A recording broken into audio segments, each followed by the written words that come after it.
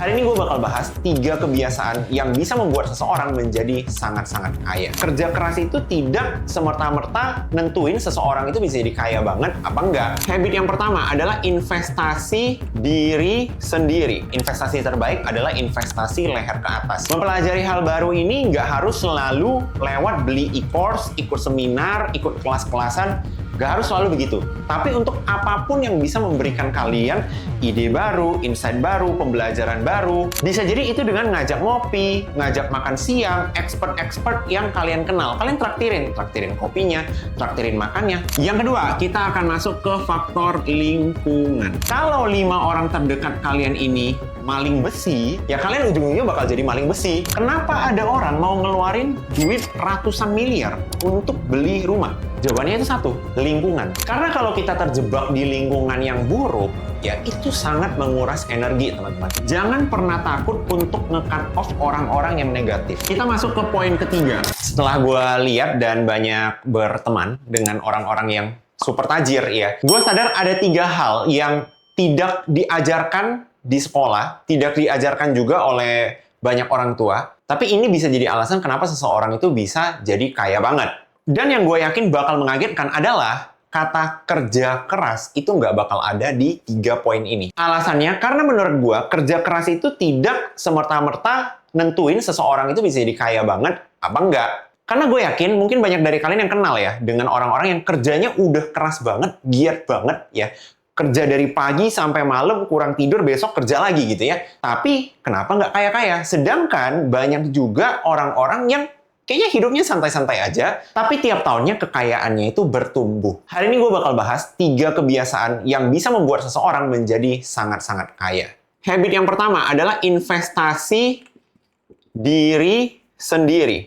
Mungkin banyak dari kalian yang sering dengar quote seperti ini ya, investasi terbaik adalah investasi leher ke atas ya. Maksudnya apa leher ke atas? Ya kalian investasi di ilmu kalian sendiri. Kalian tahu lebih banyak hal, kalian menguasai lebih banyak skill, dan juga kalian bertemu dengan semakin banyak orang-orang hebat. Itu yang dimaksud dengan investasi diri sendiri. Mungkin supaya kalian dapat gambarannya, gue mau cerita sedikit pengalaman pribadi gue ya. Di tahun 2017 ya, ini masa-masa awal gue masuk kuliah, oke? Gue belajar satu skill yang namanya digital marketing. Ketika gue belajar digital marketing ini, gue mengeluarkan uang yang menurut gue lumayan besar pada saat itu. Karena pada saat itu gue belum punya penghasilan tetap, ya.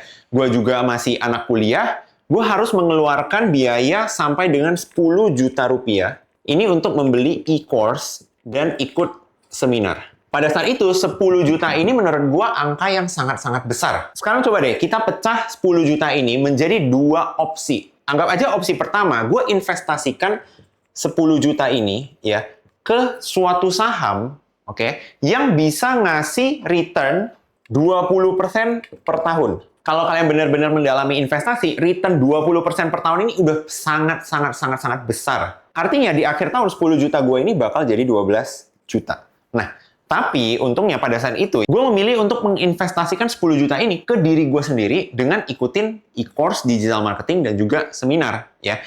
Artinya gue spend 10 juta dan hasilnya ya, gue jadi punya skill tambahan. Nah, di tahun itu juga karena gue udah punya skill digital marketing sekarang, akhirnya gue coba-coba dropshipping, buka toko online, dan di akhir tahun gue berhasil menghasilkan 100 juta pertama gue. Nah, teman-teman kebayang nggak? Ini returnnya berapa persen? Ini returnnya 1000%. Kenapa? Karena 10 juta ini udah jadi 100 juta kali 10. Ini yang gue maksud. Kenapa? Investasi ke diri sendiri itu bakal ngasih return paling besar untuk kalian. Ini juga jadi alasan kenapa menurut gue ya, kalau uang kalian itu masih sedikit, nggak usah banyak pusing mau invest ke saham mana, kripto mana. Returnnya kalau 20% setahun pun, duit lu 10 juta, lu cuma dapat tambahan 2 juta, bos. Sedangkan kalau kalian belajar skill tambahan, kalian jadi bisa menghasilkan lebih banyak uang lagi, kalian bisa mengembangkan high income skill, yang nggak bakal menutup kemungkinan 10 juta kalian itu bisa jadi 100 juta bahkan lebih. Nah, saran dari gua buat teman-teman di sini, selalu alokasikan dana untuk belajar skill tambahan. Biasanya ya, gua bakal menyisihkan 5-10% dari income gua untuk mempelajari hal baru. Mempelajari hal baru ini nggak harus selalu lewat beli e-course, ikut seminar, ikut kelas-kelasan. Nggak harus selalu begitu. tapi untuk apapun yang bisa memberikan kalian ide baru, insight baru, pembelajaran baru. Bisa jadi itu dengan ngajak ngopi, ngajak makan siang, expert-expert yang kalian kenal. Kalian traktirin kopinya, traktirin makannya. Toh bayar kopi paling mahal berapa sih di Jakarta gitu loh. 100.000 udah dapat kopi terbaik di cafe terbaik. Tapi dari 100.000 itu kalian kebayang nggak berapa banyak insight ilmu tambahan yang bisa kalian dapatkan? 100.000 nggak mungkin nggak balik modal. Dan shortcut kedua yang menurut gua akan sangat membantu kalian adalah kalian juga bisa nyari mentor ya. Carilah mentor yang mau ngajarin kalian, yang mau sharing pengalaman ke kalian ya. Dan pastikan mereka ini memang expert di bidang mereka. Dan bidang mereka ini juga adalah bidang yang mau kalian tekuni. Nah, tapi ada satu hal nih yang mau gue share. Akhir-akhir ini gue lihat banyak banget anak-anak muda yang heboh sendiri mau nyari mentor. Ujung-ujungnya ya, dia nyari mentor. Yang mentornya ini menguasai bidang yang tidak berhubungan dengan jalur yang mau dia kembangkan. Misalnya, kalian tertarik masuk ke industri perfilman. Maka akan lebih bagus ya kalau kalian mendapatkan mentor, oke, seorang asisten director film, oke, yang mungkin gajinya itu ya puluhan juta per bulannya gitu ya. Dibanding ya kalian dapat mentor seorang pengusaha besar ya yang penghasilan bulanannya itu bisa double digit miliar. Bisa kalian lihat ya, satunya puluhan juta, satunya puluhan miliar nih. Oke? Tapi dia fokusnya itu ada di industri tambang. Sedangkan kalian mau fokus ke perfilman. Orang ini ya, walaupun dia bisa menghasilkan puluhan miliar per bulan, dia nggak akan bisa banyak sharing tentang perfilman ke kalian. Beda cerita kalau memang kalian mau masuk ke sektor tambang atau sektor usaha. Ya mungkin kalian bisa belajar lebih banyak dari orang ini. Sekarang paham ya? Jadi jangan heboh sendiri nyari mentor-mentoran ya, dan jangan juga mencari mentor cuman karena dia kaya doang. Belum tentu karena dia kaya, dia bisa otomatis memuluskan jalan kalian, memberikan ilmu-ilmu yang kalian perlukan di industri yang mau kalian tekuni. Yang kedua, kita akan masuk ke faktor lingkungan. Kalian pernah dengar quotes ini nggak? Kita adalah rata-rata dari 5 orang sekitar kita. Maksudnya apa?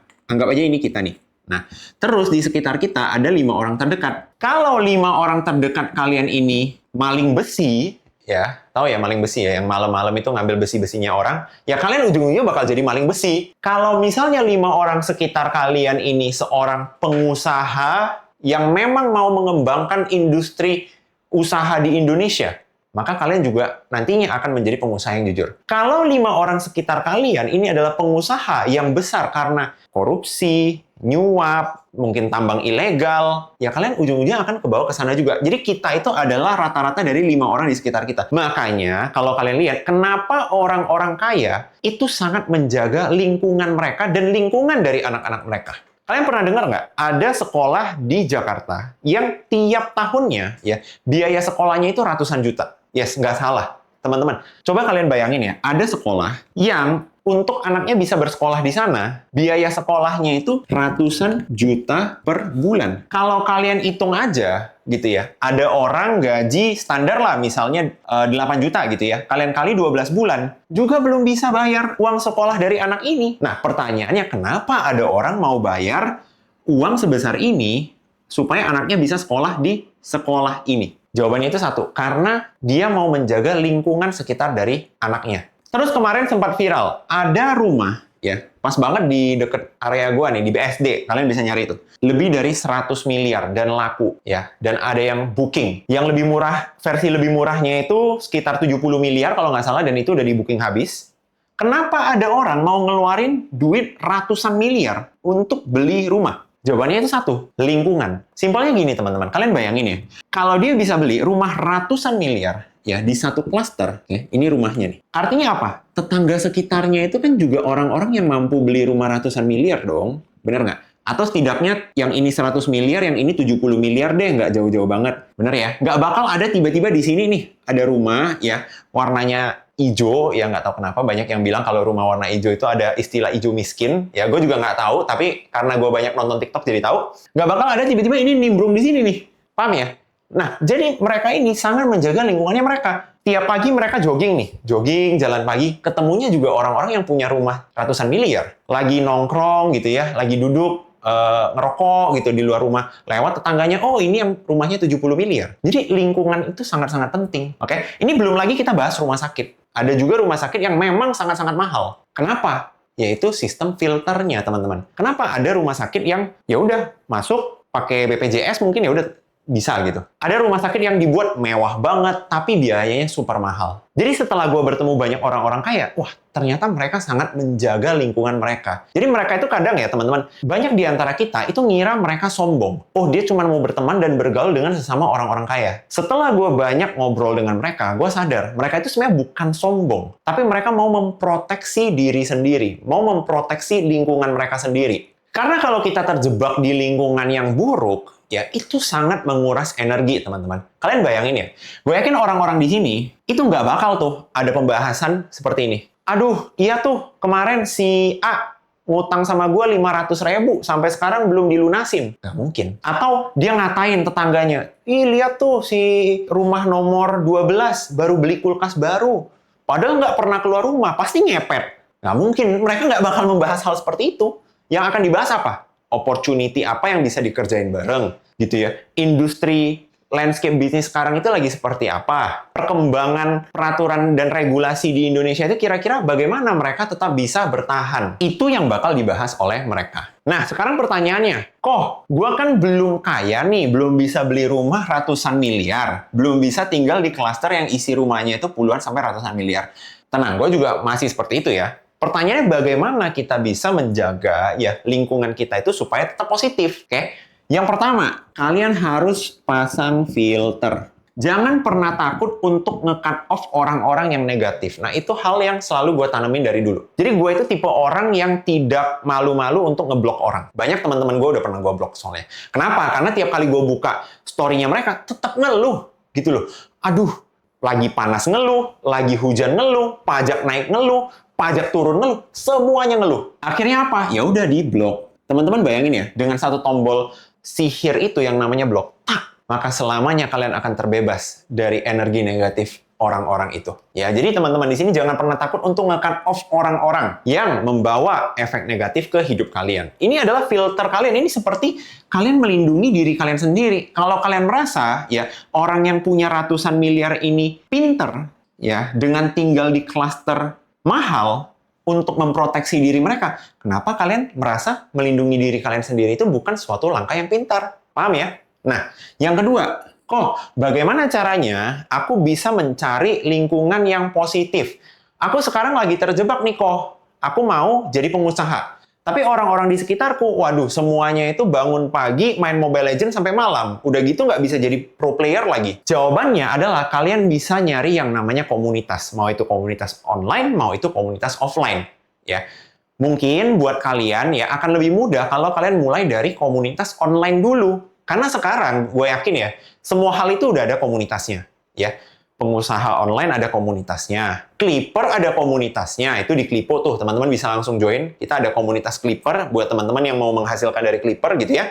Langsung klik aja, gue taruh linknya di bio ya. Afiliator, ada komunitas online-nya. Benar nggak? Apapun sekarang. Barista, ada komunitasnya. Jadi, buat teman-teman di sini, cari komunitas. Jadinya, kalian akan berkumpul dengan orang-orang yang like-minded atau punya pemikiran yang sama, ya. Mungkin punya visi yang sama juga. Jadi, ya hidup kalian jadi lebih positif. Dan nggak menutup kemungkinan ketika kalian join komunitas online, mereka bisa ada kegiatan-kegiatan offline-nya. Ngumpul-ngumpul, kopdar, ya kalian jadi bisa bertemu banyak teman-teman baru yang industri dan visinya sama seperti kalian. Kita masuk ke poin ketiga, delayed gratification. Delayed gratification ini apa? Teman-teman bayangin ya, misalnya hari ini kalian dapat kenaikan gaji ya. Gaji kalian dari 5 juta karena kalian naik jabatan, sekarang gajinya jadi 10 juta. Nah, tiba-tiba kalian merasa, wah dari dulu gue hidup dengan gaji 5 juta, masih hidup-hidup aja sampai sekarang. Di bulan ini gue dapat tambahan lagi 5 juta. Apa yang harus gue lakukan dengan 5 juta ini? Mungkin beberapa dari kalian mikir, oh ini 5 juta harus gue spend sampai habis. Karena kenapa? Karena toh sebelum-sebelumnya pakai gaji 5 juta aja gue masih hidup, ini ada lebih 5 juta, masa nggak gue habisin? Nah, itu contoh orang-orang yang tidak bisa delayed gratification. Maksudnya apa delayed gratification? Kalian nahan diri untuk melakukan spending berlebih. Ya, nahan diri untuk kenikmatan sekarang. Supaya apa? Kalian bisa mendapatkan kenikmatan yang lebih besar nantinya. Nah, ini terlihat banget ya, perbedaan antara orang yang kaya dan yang miskin. Sebenarnya gue nggak suka banget sih pakai kata ini, cuman ya udahlah. Perbedaan dari antara orang kaya dan miskin, Banyak yang menilainya itu dari satu kata, aset. Kalau orang kaya ya asetnya lebih banyak. Ya, kalau orang miskin asetnya lebih sedikit. Nah, pertanyaannya kenapa asetnya bisa sedikit? Karena banyak di antara mereka memilih untuk apa? Beli liabilitas. Maksudnya apa nih liabilitas? Simpelnya gini, anggap aja ada si A dan si B. Oke? Mereka ini punya kerjaan yang sama. Awalnya gaji masing-masing itu 5 juta dan mereka bisa hidup dengan nyaman. Tiba-tiba si A dan si B ya gajinya naik jadi 25 juta. Kenapa bisa? Nggak tahu. Intinya ceritanya seperti itu ya teman-teman ya.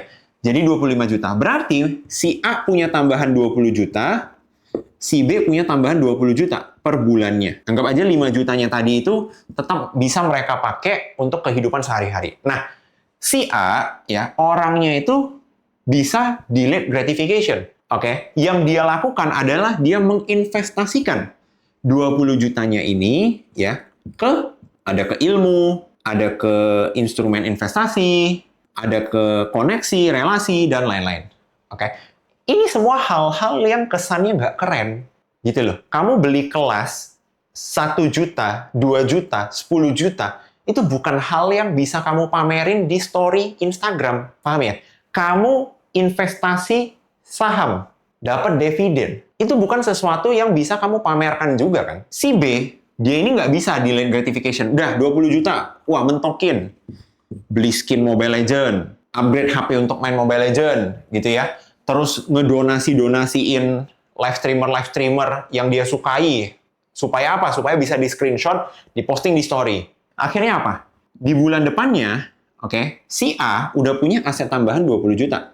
Bahkan bisa lebih, gitu ya, dari return-nya, dari skill baru yang dipelajarin. Si B udah habis. Adanya apa? Adanya, ya dia pernah storyin dia nge-give gede untuk live streamer, terus dia skin Mobile Legends-nya lengkap, tapi nggak bisa dijual lagi, gitu ya. Dari sini aja udah kelihatan, ini baru perbedaan 1 bulan.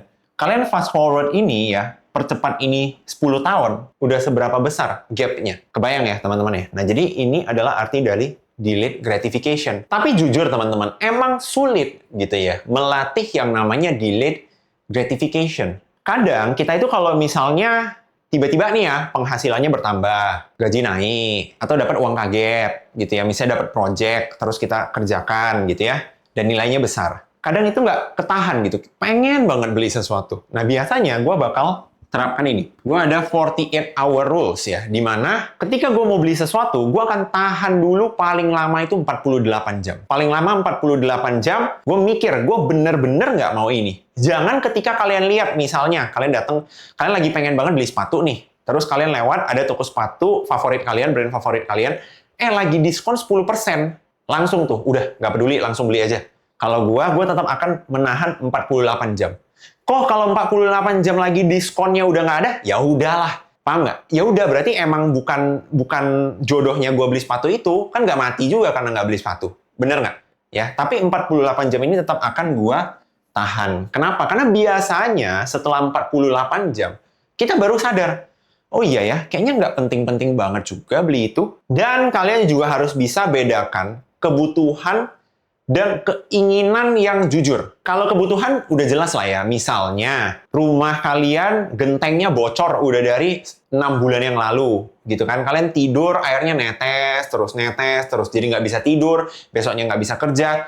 Itu kebutuhan gitu ya, diperbaiki. Paham nggak? Atau kalian selama ini makan nggak pernah bener gitu ya. Selalu makan makanan nggak sehat, makanan instan. Kalian mau makan makanan yang lebih sehat. Itu kebutuhan gitu ya. Bedakan sama keinginan. Nah, masalahnya kadang orang itu nggak bisa ngebedain keinginan dan keinginan yang dibutuh-butuhkan. Ngerti ya? Banyak orang itu akhirnya bikin gini. Contohnya, HP-nya belum rusak. Ya, HP kalian belum rusak gitu kan. Tapi baru launching nih iPhone series terbaru. Nah, terus kalian mikir, oh kalau aku beli series terbaru kan aku jadi bisa ngonten. Aku jadi bisa ngedit. Aku jadi bisa apa? Padahal sebenarnya handphone lama kalian juga bisa aja dipakai buat ngedit, buat konten, itu juga bisa. Itu adalah keinginan yang dibutuh-butuhkan. Sebenarnya kalian itu nggak butuh.